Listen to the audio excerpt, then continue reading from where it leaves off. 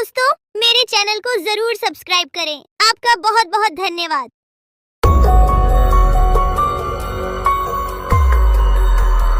बहुत साल पहले की बात है। लक्ष्मीपुर के जंगल में एक पुरानी झील थी। वहाँ दिन में तो कोई घटना नहीं होती, पर थोड़ा सा भी अंधेरा छाते ही वह झील एक खूनी झील बन जाती। उस दौरान जो भी जानवर उस झील पर पानी पीने आ जाता, वह जिंदा वापस नहीं आता। कहाँ जाता, आज तक किसी को उसका पता नहीं चला था।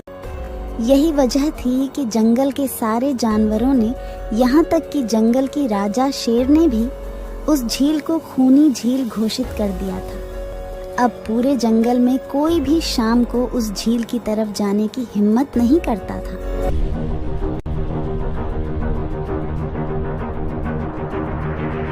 एक दिन उस जंगल में एक बंदर आ जाता है। उसकी और खरगोश की मुलाकात होती है। अरे बंदर भाई, कौन हो तुम? पहले तो तुम्हें इस जंगल में कभी नहीं देखा।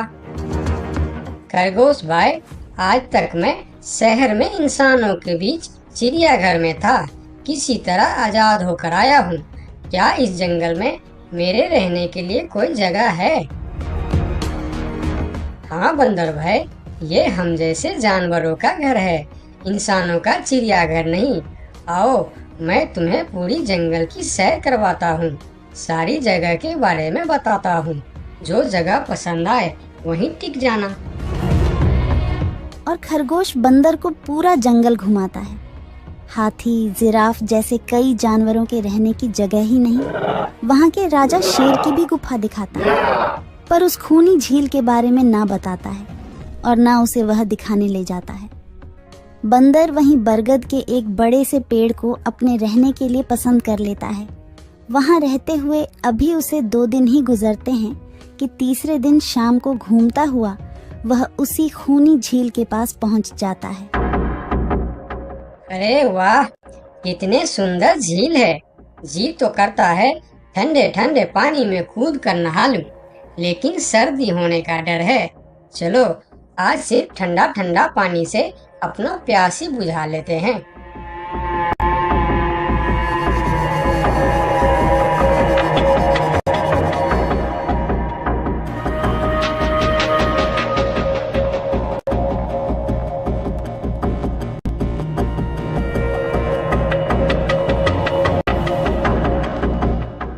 अरे बंदर भाई, तुम इतने डरे हुए क्यों हो? कहाँ से आ रहे हो? झील में पानी पीने गया था और जिंदा वापस आ गए। क्या मतलब? तुम्हें पता नहीं? वह इस जंगल की खूनी झील है। शाम होने पर कोई भी वहां जाता है तो जिंदा वापस नहीं आता। उसकी लाश का भी पता नहीं चलता कि वह कहाँ गायब हो जाती है। इसीलिए शाम होते ही कोई भी उस खूनी झील की तरफ नहीं जाता। ये हमारे राजा का आदेश भी है। कमाल है, मुझे तो पता ही नहीं। कैसे पता नहीं? तुम्हें वह खरगोश भाई ने बताया नहीं? लो, खरगोश भाई भी आ गया। अरे खरगोश भाई, आपकी वजह से आज बंदर भाई की जान जाते जाते बची। मेरी वजह से? हाँ, तुमने बंदर भाई को पूरा जंगल घुमाया, हर जगह के बारे में बताया। इस खूनी झील के बारे में क्यों नहीं बताया? भूल गया भाई, मैंने तो सोचा ये तो पेड़ पर रहते हैं, इन्हें झील से क्या काम। अभी अभी इन्हें खूनी झील की खूनी ने पकड़ने की कोशिश की, ये तो बाल बाल बच गए, वरना खूनी झील की खूनी, क्या तुमने उसे देखा? क्यों, क्या तुम लोगों ने आज तक नहीं देखा? नहीं, हम में से कोई कभी भी शाम को उस तरफ जाते ही नहीं और दिन में कोई घटना नहीं होती। और यह बात वह जाकर शेर के दरबार में सभी को बताता है।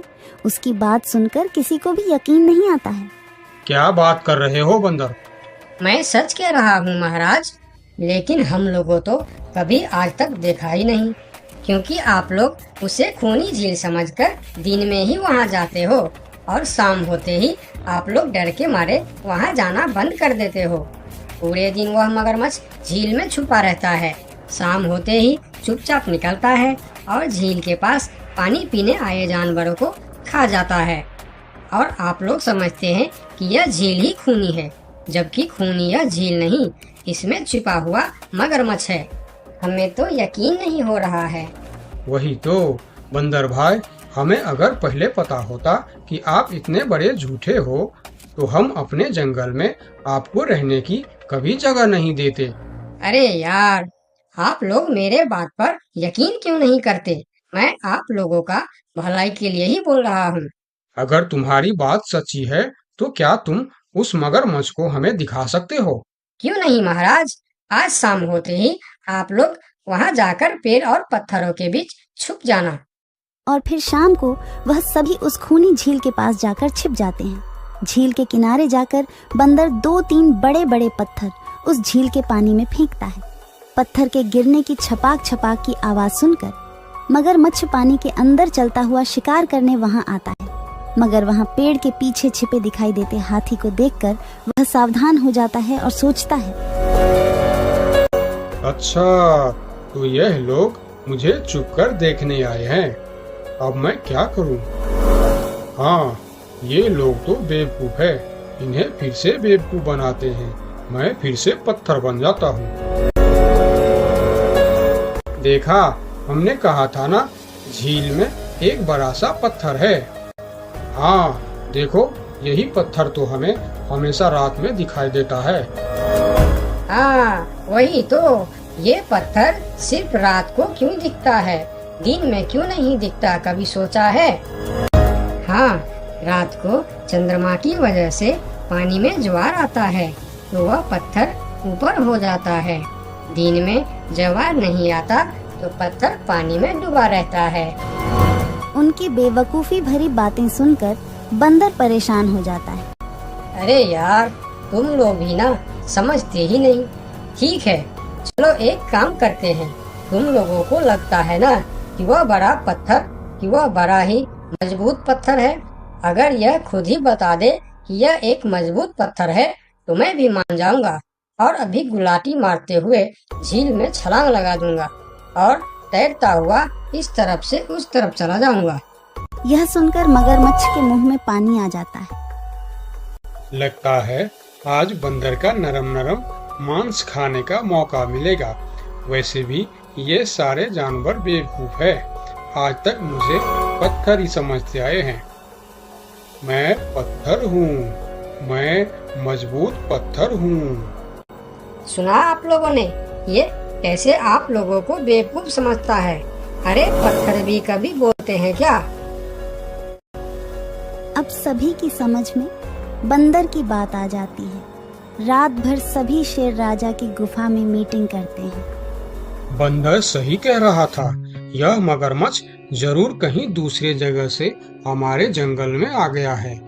लेकिन अब क्या करे? अगर धरती पर होता तो मैं उसे धूल चटा देता था, लेकिन पानी में हमारा शक्ति कम हो जाती है। तो क्या इससे हमें कभी छुटकारा नहीं मिलेगा महाराज? मेरे ख्याल से तो नहीं। मिलेगा महाराज। ये पानी में भी रहेगा, हमें देखेगा भी, मगर वह कुछ कर नहीं पाएगा। ये कैसे हो सकता है? हो सकता है हाथी भाई, बस आप लोग मुझे 2 बड़े बड़े रस्सी दे दो। रस्सी का क्या करोगे? मैं शहर के चिड़ियाखाना में था तो एक एक तरीका सीखा है जानवरों पर कब्जा करने की। हम इस पर कब्जा कर लेंगे। और बंदर को 2 बड़ी बड़ी रस्सी लाकर दी जाती है। फिर बंदर उन सभी के साथ रस्सी लेकर उस खूनी झील पर पहुंचता है।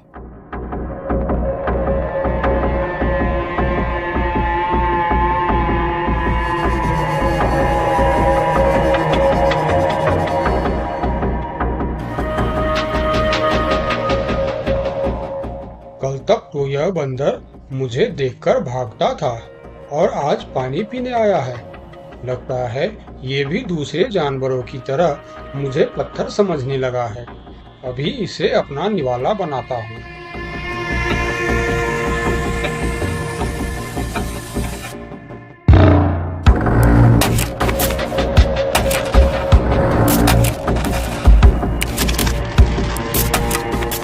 अरे, ये तो भाग भी नहीं पा रहा है।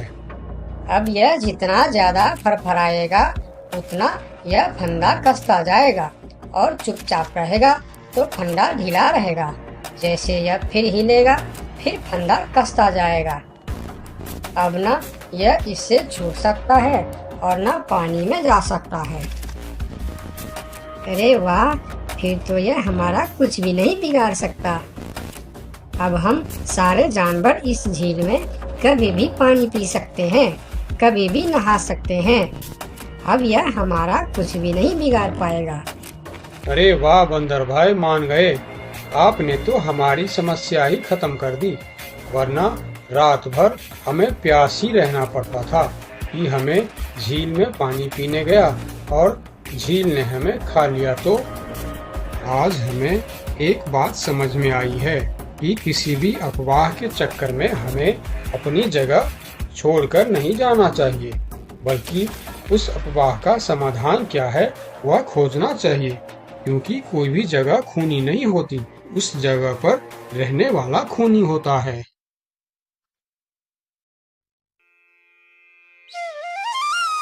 बहुत साल पहले की बात है। लक्ष्मी नगर में एक बहुत बड़ा जंगल हुआ करता था।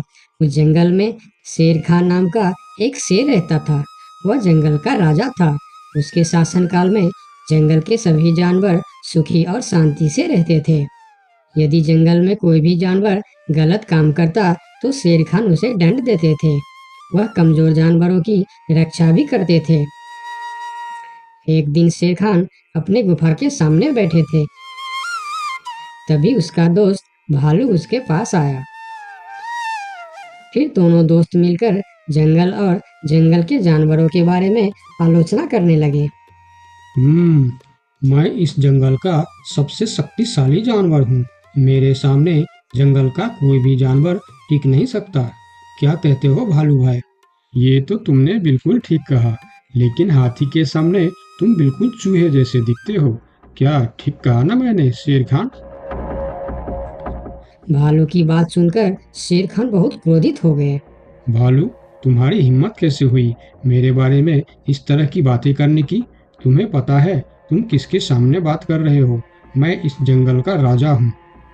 तुम मेरे दोस्त हो, इसीलिए तुम्हारे साथ मैं थोड़ा मजाक कर रहा था। तुम मेरे बात का बुरा मत मानना शेर खान।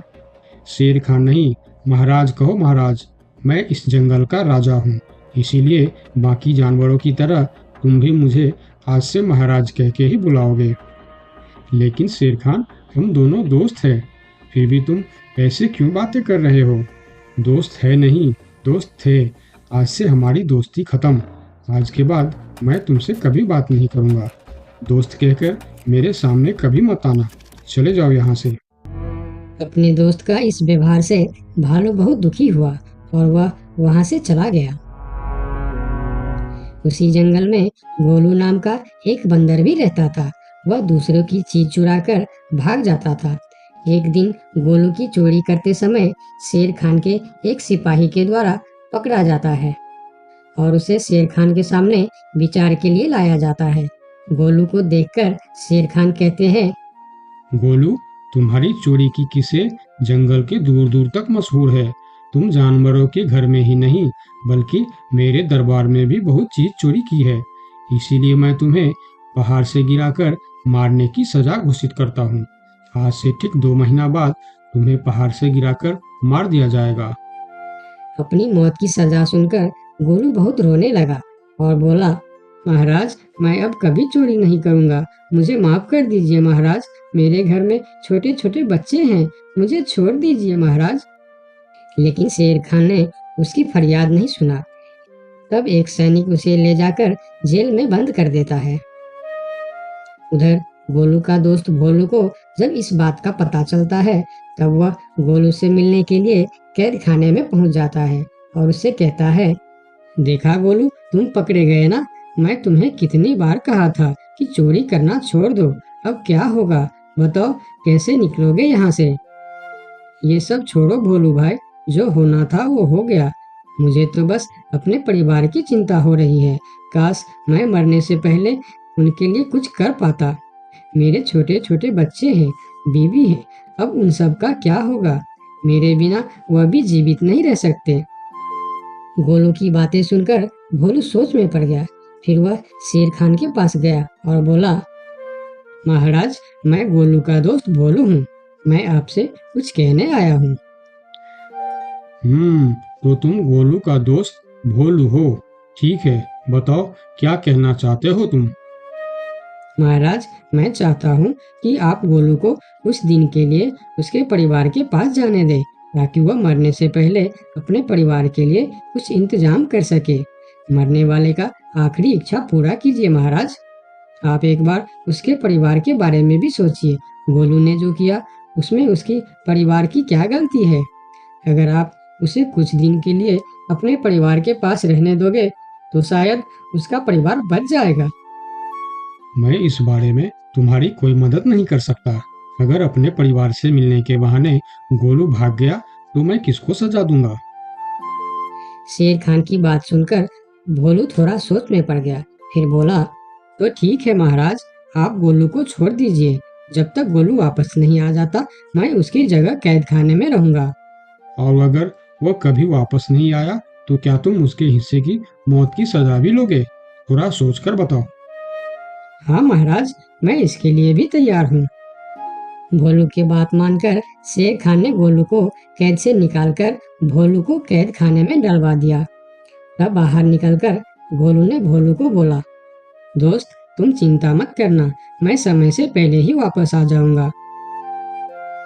ऐसा कहकर गोलू वहां से चला गया और भोलू गोलू की जगह कैद खाने में रहने लगा।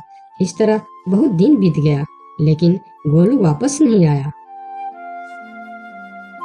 तब एक दिन शेर खान भोलू के पास आया। देखा बंदर, मैंने कहा था ना गोलू वापस नहीं आएगा। अगर कल सुबह तक गोलू वापस नहीं आया तो शर्त के अनुसार कल शाम के समय तुम्हें पहाड़ से गिरा दिया जाएगा।